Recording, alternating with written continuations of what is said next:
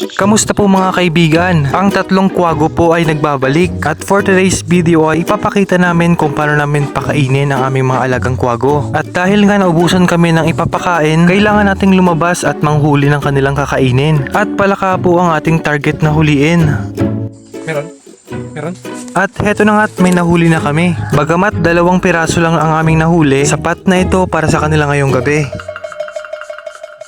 Heto nga't excited na silang kumain. At tila ba'y todo bantay siya at baka maunahan siya ng iba. Huwag kayong mag-alala at kayong lahat ay makakatikim. Matagal pa ba yan? Ang dami mong sinasabi? Oo na nga, heto at kakain na kayo. At tignan nyo kung gaano sila katakaw. At kaya naman ganyan na sila kabilis lumaki.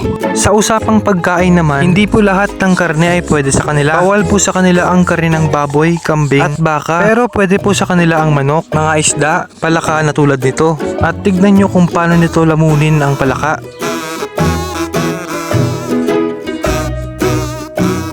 O diba't napakatakaw? Pwede rin po pala sa kanila ang mga insekto, daga at mga reptiles tulad ng ahas at butike. Sa mga nagtanong sa una kong post kung bakit ko daw hindi sila pinapainom ng tubig, pwede naman po silang painumin ng tubig. Pero base naman po sa aming na-research, sa pagkain na sila kumukuha ng tubig na kanilang kailangan, kaya di na namin sila pinapainom ng tubig.